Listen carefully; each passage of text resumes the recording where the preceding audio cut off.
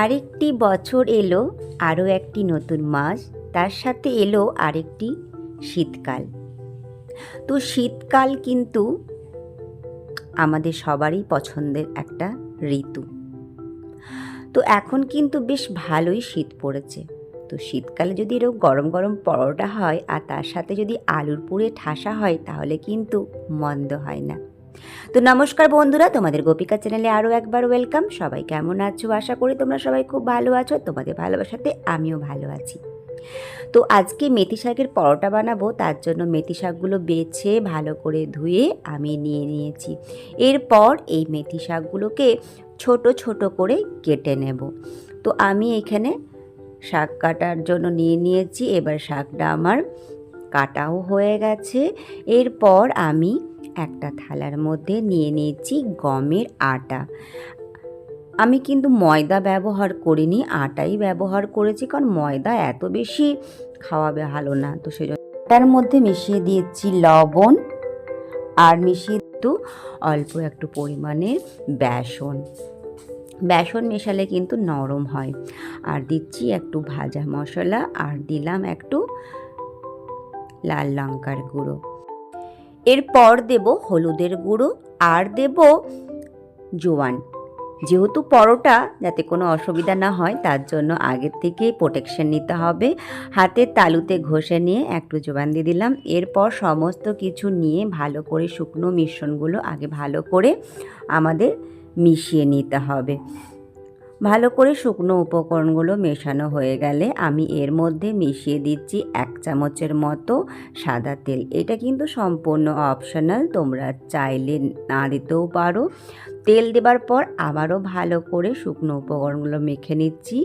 শুকনো উপকরণগুলো মাখা হয়ে গেলে এরপর অল্প অল্প করে জল দিয়ে ভালো করে, যেভাবে আমরা আটার ডো মাখি ঠিক সেভাবে এটাকে আমরা মেখে নেব।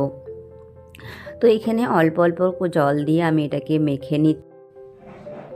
তো এভাবে করে জল দিয়ে আমি আটাটাকে মেখে নিচ্ছি ভালো করে। তো দেখতেই পাচ্ছ ভালো করে মেখে নিচ্ছি। আর আমি কিন্তু মেথি শাকটাকে আমি এখনও পর্যন্ত মেশাইনি। এরপর যখন আটাটাকে আমি অর্ধেকটা মেখে নিলাম, এরপর আমি একটু শুকনো আটা ছড়িয়ে দিয়ে মেথি শাকটাকে দিয়ে দিচ্ছি। আগের থেকেই কুচি করে রেখেছিলাম। এভাবে মেথি শাকটাকে আমি দিয়ে মেথি শাকের সঙ্গে আটাটাকে মেখে নেব। তোমরা কিন্তু মেথি শাকটাকে আগেই দাও, কিন্তু আমি আজকে পরে দিচ্ছি। আমিও আগে দিয়ে করি, কিন্তু আজকে একটু পরে মেশাচ্ছি। তো এভাবে করে আবারও আটাটাকে ভালো করে মেথি শাকের সঙ্গে মুথে নিচ্ছি।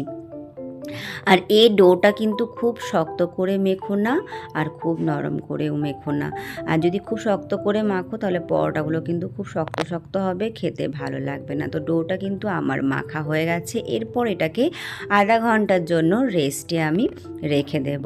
এটা যতক্ষণে রেস্টে আছে ততক্ষণে অন্যদিকে কড়াই আমি বসিয়ে দিয়েছি, তার মধ্যে 1 চামচের মতো তেল মিশিয়ে দিয়েছি। এরপর দিয়ে দিচ্ছি অল্প একটু পরিমাণে গোটা জিরেটা ভাজা হয়ে গেলে মিশিয়ে দিচ্ছি অল্প একটু পরিমাণে পেঁয়াজ দিয়ে ভালো করে এটাকে ভাজা ভাজা করব। এরপর মিশিয়ে দেব থেতো করা আদা আর কাঁচা লঙ্কা। এরপর ভালো করে এটাকে নাড়তে চাড়তে হবে যতক্ষণ না আদার থেকে কাঁচা গন্ধ চলে যাচ্ছে। তো এভাবে করে পেঁয়াজটাকে ভালো করে ভেজে নিচ্ছি। এরপর এর মধ্যে মিশিয়ে দেব আমি একটু ফ্রেশ কারি পাতা।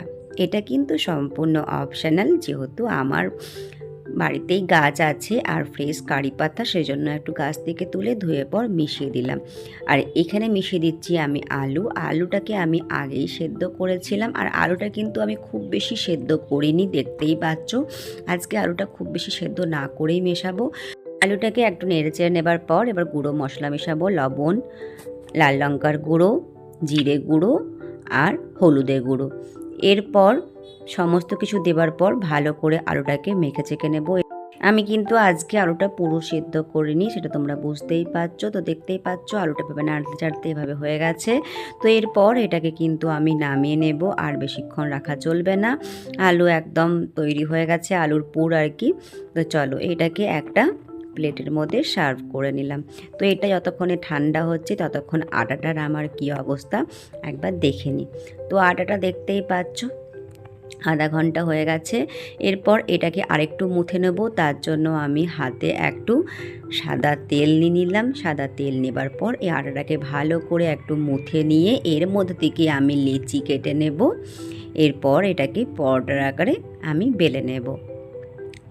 তো দেখতেই পাচ্ছ এখান থেকে আমি লেচি কাটছি, লেচি কেটে কেটে, আর লেচির সাইজটা কিন্তু যেমন আমরা পরোটা করি সেরকমই সাইজ হবে। লেচির থেকে এভাবে প্যাড়া তৈরি করে নিচ্ছি। এই প্যাড়াগুলোকে কিন্তু আমি শুকনো আটা একটু লাগিয়ে নেব, তাহলে বেলতে একটু সুবিধা হবে। তো সেজন্য এভাবে করে আমি একটু শুকনো আটা এভাবে হাতে লাগিয়ে নিচ্ছি।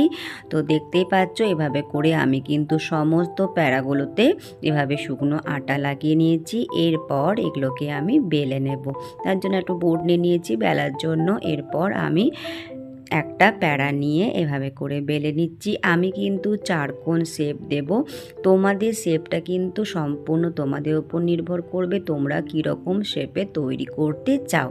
তো এভাবে করে আমি একটু বেলে নিলাম। বেলে নেবার পর আলুর যে পুরটা করেছিলাম সেটা এভাবে করে দিয়ে দিলাম লম্বাভাবে। এরপর যেভাবে চারকোণের শেপ তোমরা করে থাকো সেভাবে করে এটাকে ফোল্ড করে দিচ্ছি।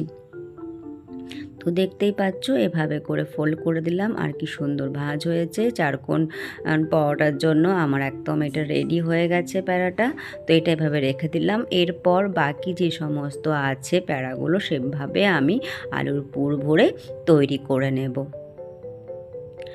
তো দেখতেই পাচ্ছ কত সহজেই কিন্তু তৈরি হয়ে যায়। তোমরা চাইলে কিন্তু এই আলুর পুরটাকেও স্কিপ করতে পারো, শুধু এরকম মেথি শাকের পরোটা খেতেও ভীষণ ভালো লাগে।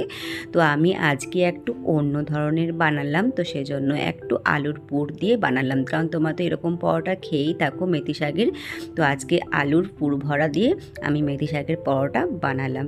তো দেখতেই পাচ্ছ সমস্ত পরোটাগুলোতে আলুর পুর ভরা হয়ে গেছে। এরপর এগুলোকে আমি একটু বেলে নেব। বেলাটা কিন্তু একটু আস্তে আস্তে বেলতে হবে, কারণ যেহেতু আলুটা আজকে আমি একদম মিহিভাবে সেদ্ধ করিনি, আর সেজন্য একটু সাইড থেকে বেরিয়ে যাচ্ছিল, আর বেশি পাতলা তো করা যাবে না পরোটাগুলো, তো সেজন্য। তো এভাবে করে আমি আস্তে আস্তে চাপ দিয়ে পরোটাগুলোকে বেলে নিচ্ছি। দেখতেই পাচ্ছ কত সহজে তৈরি হয়ে গেল আলুর পুরে ঠাসা মেথি শাকের পরোটা। তো সবগুলো এভাবে করে আমি বেলে নেব। বেলে নেবার পর আমি এটাকে ভালো করে তেলে ফ্রাই করে নেব।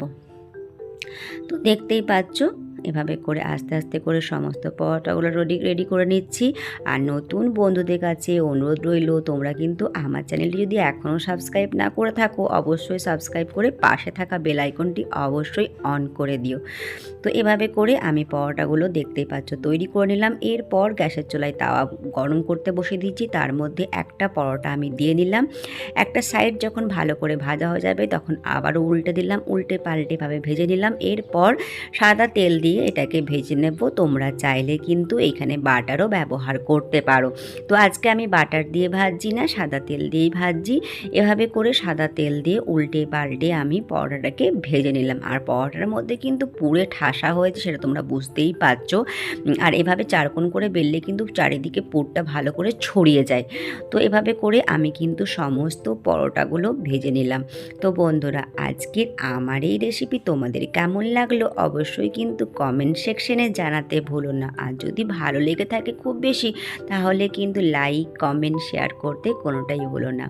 এই পরোটাগুলো কিন্তু খেতে দইয়ের সাথে বলো, আচারের সাথে বলো, বা আলুর দমের সাথেও বলো, সবের সাথেই কিন্তু খাওয়া যায়। তো এভাবে করে আলুর পরোটাগুলো আমি তৈরি করে নিলাম, দেখতেই পাচ্ছ। আর দেখতেও অসাধারণ হয়েছিল, আর খেতেও কিন্তু খুবই ভালো হয়েছিল। তো তোমরাও কিন্তু অবশ্যই এভাবে করে মেথি শাকের আলুর পুরে ঠাসা পরোটা বানিয়ে খেয়েও অবশ্যই তোমাদের ভালো লাগবে। সকালের জলখাবারে বলো বা রাতের ডিনারের জন্য বলো, অবশ্যই ভীষণই ভালো লাগবে। তো মেথি শাকের পরোটা তো খেয়েছো, এভাবে আলুর পুড়ে ঠাসা মেথি শাকের পরোটা একটু অন্য ধরনের বানানোর চেষ্টা করলাম। তো আজকের আমার রেসিপি যদি ভালো লেগে থাকে তাহলে কিন্তু কমেন্টে জানাতে একদমই ভুলো না, কারণ তোমাদের একটা ভালো কমেন্ট আমাকে নতুন ভিডিও বানানোর জন্য আরও উৎসাহিত করে তোলে। তাহলে তোমরা সবাই ভালো থাকবে, সুস্থ থাকবে, আর শুরু থেকে শেষ পর্যন্ত আমার সাথে থাকার জন্য অসংখ্য অসংখ্য ধন্যবাদ। অনেক ভালোবাসা। আবারও দেখা হবে নতুন একটা ভিডিওতে।